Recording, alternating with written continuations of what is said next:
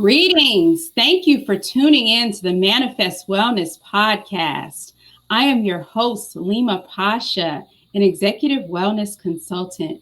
I help you actualize your personal and organizational goals while relieving burnout so you go from drained to reclaimed.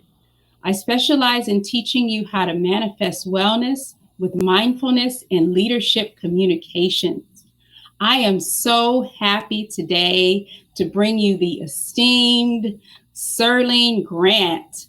She is an Alameda County Supervisor Candidate and former mayor. We're going to uncover how to cultivate wellness for communities, organizations, and individuals. Miss Surlene Grant is currently campaigning for Alameda County Supervisor. She is a former City of San Leandro Vice Mayor, and she served on the council for 10 years. She founded Envirocon Communication Strategies in 1999, and she served as the City of Oakland Department of Transportation Capital Improvement Program Coordinator.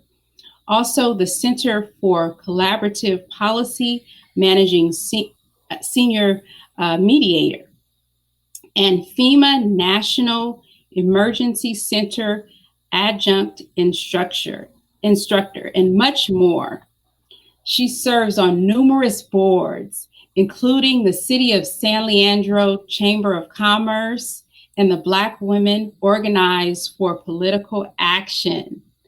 So let's dive into a few of Surlene's key accomplishments before we get to the main event, where you're going to want to take your pens out, because Surlene has decades of experience in government and public service, and she has a wealth of knowledge that she's ready to share with us. She created and passed an inclusionary affordable housing policy for San Leandro. She created and passed a local purchasing ordinance to support San Leandro businesses. She's established the African American Business Council in San Leandro. She established the Business Association of South San Leandro, and she co-founded and convened Unity in the Community, an anti-racist grassroots organization. She has her BS in journalism from Northwestern University and her MA in management from John F. Kennedy University. Meat and potatoes about the campaign, and also about what you can do to get involved and how you can support all the great work that Miss Surlene Grant is doing. So Surlene, I wanted to start out with us telling a story because, you know, we're so deep rooted in stories and tradition, and that helps us learn. So I wanted to know what in your upbringing motivated you to get involved in public service. I think, Halima, first of all, thank you for inviting me to be on this show and your podcast with you. I'm honored to be here. And the introduction you ran through, like, my whole life and my whole professional life anyway, in 5 minutes or so. So good for you. We know it can be done. And you're a part of that. And I think you need to let everybody know that. So I'm glad to be here in this moment of what I'm going to call this, when the student becomes the teacher. And I'm glad to be here with you and to learn from you. So I had, to your question, what motivated me to get into public service? I think it's in my DNA. I think, there's things written about how children model what they see. And my father was a Baptist minister, and my mother was always involved in community.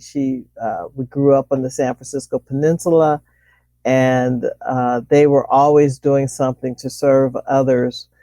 My mother was part of groups that integrated the schools. My father was out helping people all the time, and he also had a prison ministry where he would go into the county jails and even into San Quentin. But the unique thing about my parents, even though they were very Christian in their beliefs, there are some people who are so, to borrow the phrase, so heavenly bound that they're no earthly good. They're so um, tracked into what their faith practice is that they can't work with people outside of that, outside of their cone or their. That wasn't my family. My family was very inclusive, and so I think I learned that, like, we will be no good to anybody if we can't help anyone. And so I think that's how I got started. It's just what I saw all my life. There were always people coming to the house, and there was always room, and there was always something. There was always a meal. And it wasn't like we had extra chicken, but there was always something there for everybody. Yeah. New units. So before it was just redevelopment, projects that had their requirement, but we have it in our city that all development has that requirement. All development over a certain size, like over 4 or 5 units, has that requirement. We had it. Oakland doesn't have it. Didn't have it 15 years ago. Still doesn't have it, which may account for some of their housing issues. I don't know. Alameda City is doing wonderful production with their housing. So, but there's still shortages. So, um, the initiatives that I've worked on and would continue to work on are around housing. I've worked on initiatives to try to open up the union so that more people get trained in the trades and through apprenticeships and so forth. Um, and Right now, through the organization Unity in the Community, our whole thing is an initiative, if you will, or a movement to erase racism and bigotry from our city. So we came about, Unity in the Community came about as a response to some hate crimes that was happening here in 2016. And you may remember 2016 was just a horrible year. People were getting shot. There was the nightclub shootings and so forth and so on. And there were things happening here in San Leandro, not quite as violent, but as disruptive. And so one of my initiatives in the city is allowing, through Unity in the Community, is allowing people that kind of space to, number one, be active in fighting against racism, but also for those who need a place to come and understand about different cultures and how we can communicate and work together to be able to do that. Oh, that sounds really good. Building bridges and helping people to communicate and form a way that they can be inclusive. So, throughout the years I've worked with you, I know we talked a little bit about this, and I wanted to just know you always have a positive, can do, winning attitude and a tireless work ethic. I think it's partially due to you working in your purpose and what you are driven and called to do. But can you tell us what your secret is? Okay, sure. And then we're going to come back and talk about what you're doing. This does not have to be all about me. Um, but I think you kind of answered it. I think I found the work that I enjoy doing. I started out, I went to school to be a journalist. I was going to be a news journalist. And I worked at a newspaper for a while and did not like it. I love writing, but I did not like being a news reporter. Mhm. Maybe I was too young. I didn't have the skill set yet, but I really felt like I was intruding into people's lives. I remember I had to write an obituary about a young kid who got killed, and I called on the family by happenstance on the day after the funeral or something, when they were still very traumatized by the whole thing. And that just felt like such an intrusion to me. And I said, "Oh, I never want to do this again." But they always start young reporters on things like that, on on local news stories and obituaries and whatnot. So, I got through it and I did some other stories, but I didn't really want to be a news journalist. And I thought, oh my God, my parents spent all that money to send me to college. What am I going to do? And I fell into public relations. And then that took me through some political channels and working with the state legislature and then working with the city of Oakland. And then while with the city, that's when we had the earthquake and the fire. So that I had taken some classes on crisis communications, but that threw me into crisis communications and response. And so then I became actually an instructor in crisis communications. Um, and things just started morphing. You're right. And I probably in my mid 30s, I think I settled in the spot that I needed to be. And environmental justice was a movement then.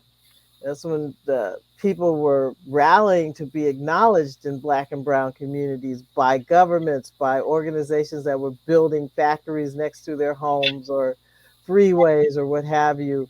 And I had been put in place like in the building bridges place or the connecting communities place or the opening doors place, literally.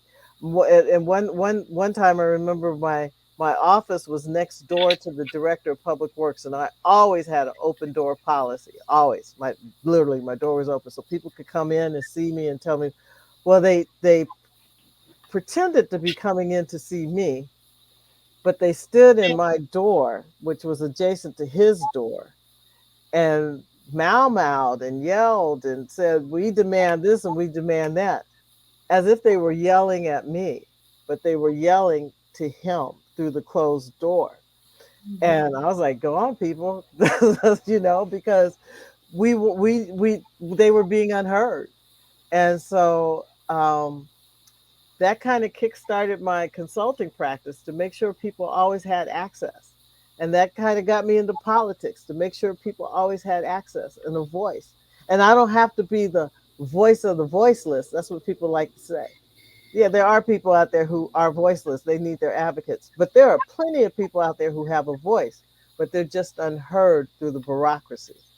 And so I serve to be that person to get people through. I serve to be that person to help them shape their messages, make sure that policy is put forth. Um, I work on projects. I'm in a good place right now. I am able to work on projects that I feel make a difference, like a project that makes a difference to my community, to my family, not my nuclear family, but my family. So I'm happy about that.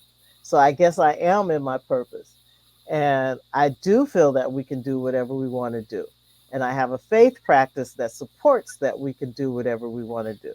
And I have a prayer life that supports that we can do whatever we do. So when you say I'm in a positive attitude, yeah, I mean, I had a big disappointment yesterday. Somebody didn't do something that I thought they would do.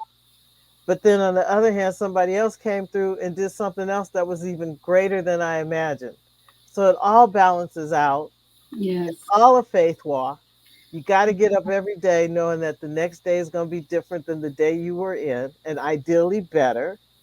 And if you just got to keep moving. You just got to put one foot in front of the other you know and so let me be personal. You also got to know that you can miss uh, you're going to make mistakes, but you got to fix this. How you fix those mistakes, it's how you come through those mistakes, it's how you rise up from those mistakes.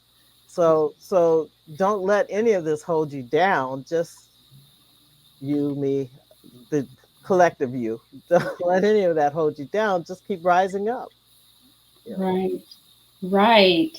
And also, I see like it's important about what you focus on.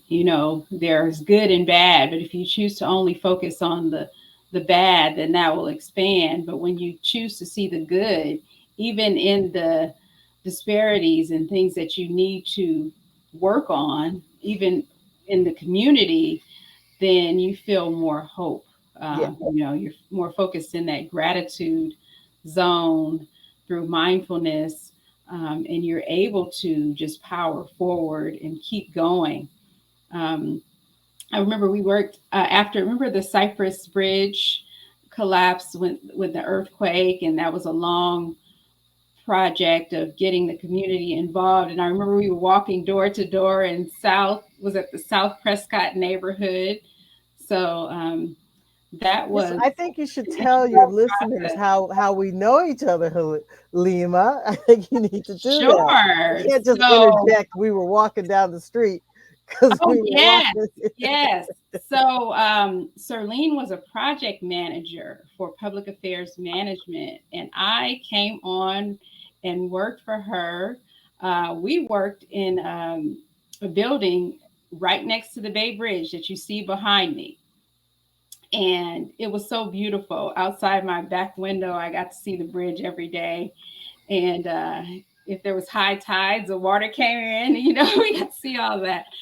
Um, but that was an opportunity to see different projects from the ground up, like the east span of the Bay Bridge when it was being redone, and lots of work and from anything from that environmental perspective to social responsibility. We got to see different things from a public affairs lens on how the work got done from the consultant level up through the elected officials. So that was one experience where I worked with Surlene for quite some time, and we just kept in touch. And one thing I remember about Surlene, it's so funny. So you were you were an early supervisor for me, and I remember so many things I know about like you tell me conversations we things about had. myself all the Like time.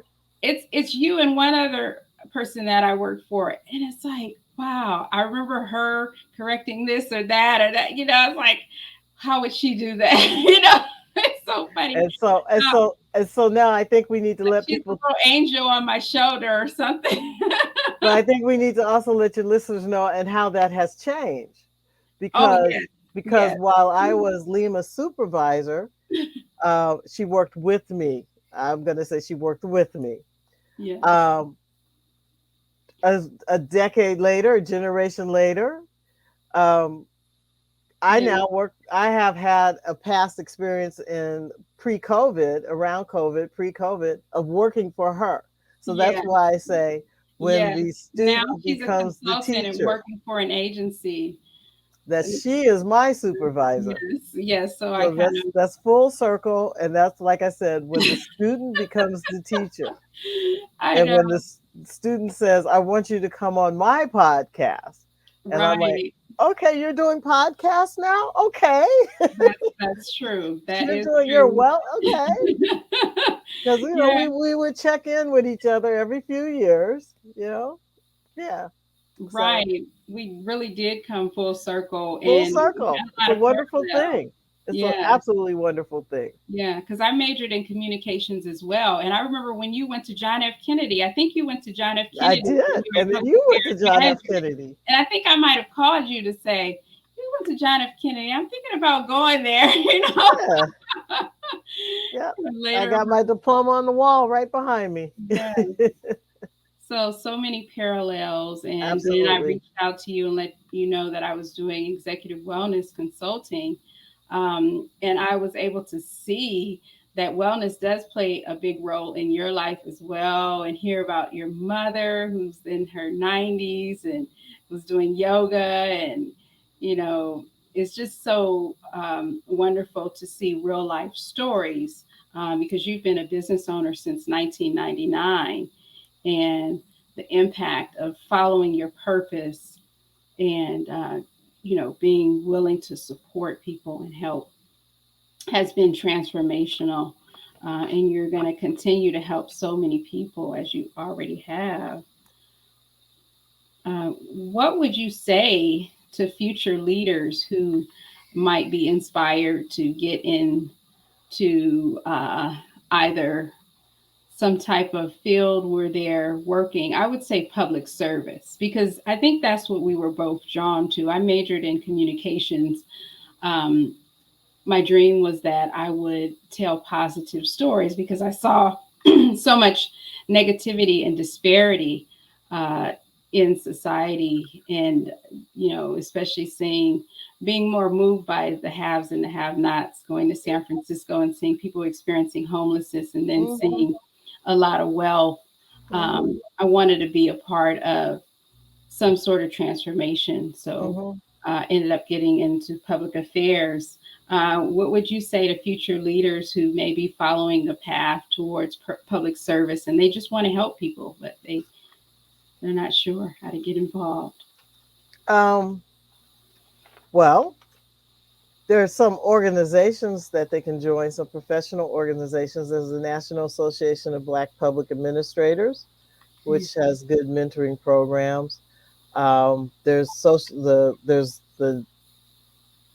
There's the Black Social Workers Organization, and then there's the National Social Workers Organization.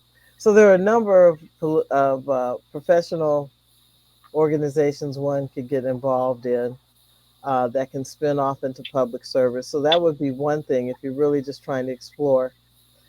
Then, and how to focus and keep balance of it, or how to keep balance of it all, and focus on the thing that you like to do.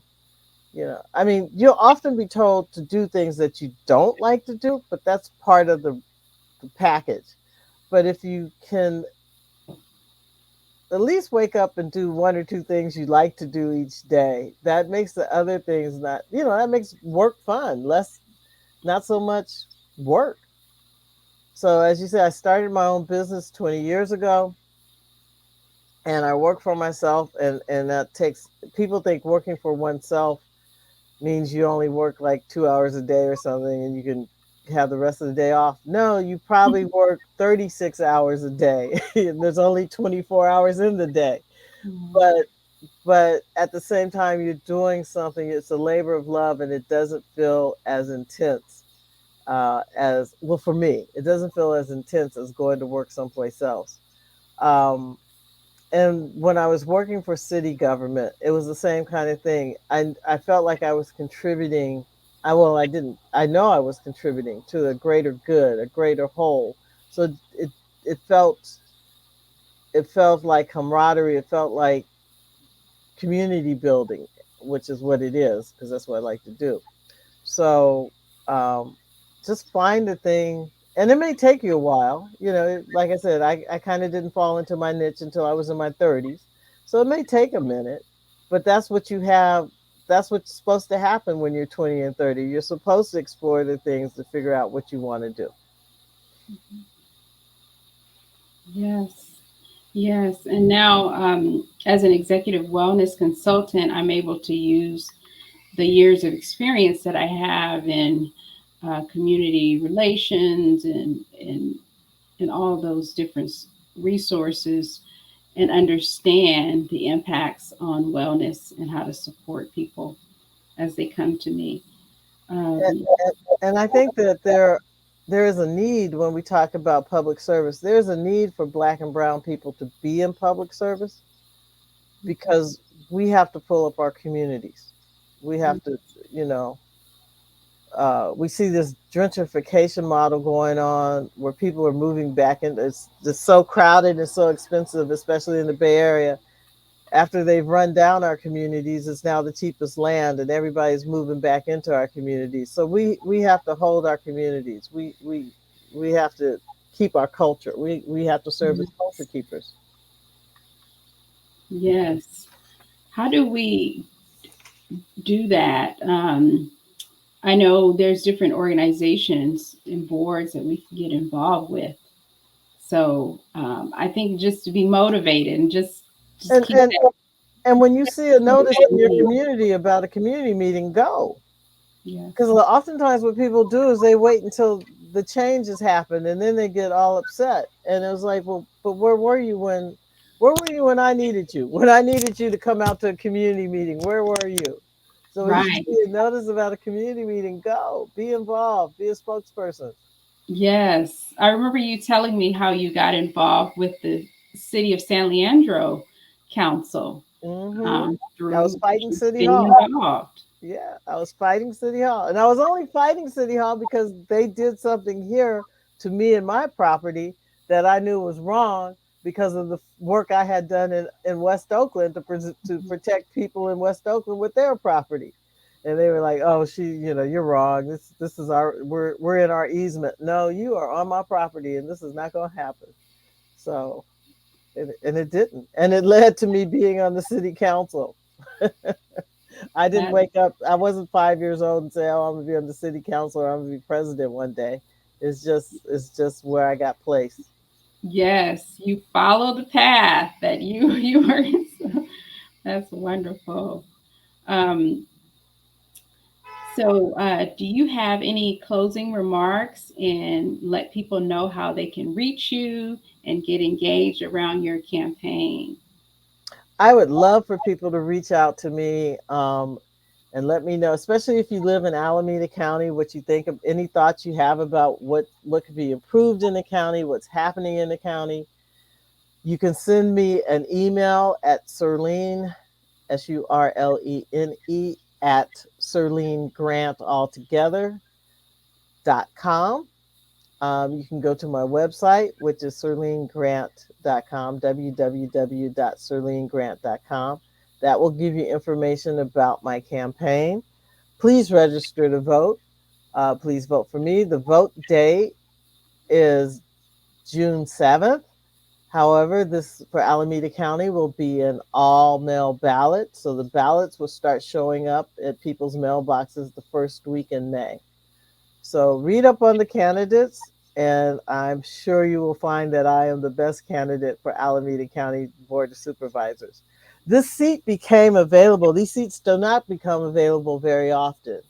And the Board of Supervisors is responsible, as I kind of mentioned before, uh, health services in the county, Highland Hospital, Santa Rita Jail, Juvenile Hall, the sheriff, county taxes. There's a lot there's a $3.2 billion budget. There's a lot that the county supervisor is responsible for. So you want somebody who's responsible, who's someone who can connect communities and connect people and will be inclusive. And that's who I am. I hope some of that of who I came through in this conversation with Leema. And yeah, I think that's all I can say right now. That's wonderful. It definitely came across that you are for serving the people and for helping other people to just get involved. Like you talked about leadership. Um, can you state what you mentioned, how a leader is charged with helping other people move forward, move up first? Sure. So I often say when people ask me to talk about leadership, there are all kinds of leaders. There's servant leaders, people who will just go out and, you know, get food for you and make things happen for you, and that's good. There's dictator leaders, do what I say just because I said it. Um, I tend to be a collaborative leader, and by that, it's summed up by saying leadership is followship. If there's no one there to follow me, then who am I leading? Who am I leading for? So I remember even when I was in the city council and I looked out at one point and there was no, in San Leandro, knowing the history of San Leandro, there was nobody of color in the audience. And this happened for a couple of weeks, couple of meetings. And I was just like, well, who am I doing this for? Right. And then it was suggested I bring the Black businesses together and so forth. And that's how we formed the African American Business Council, which became my constituency group.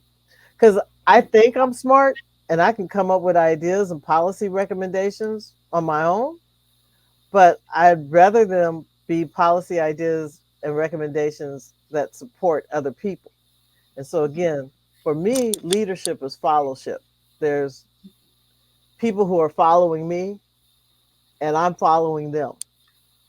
That's what leadership is. Yeah, that's a great demonstration of how you're working for the people.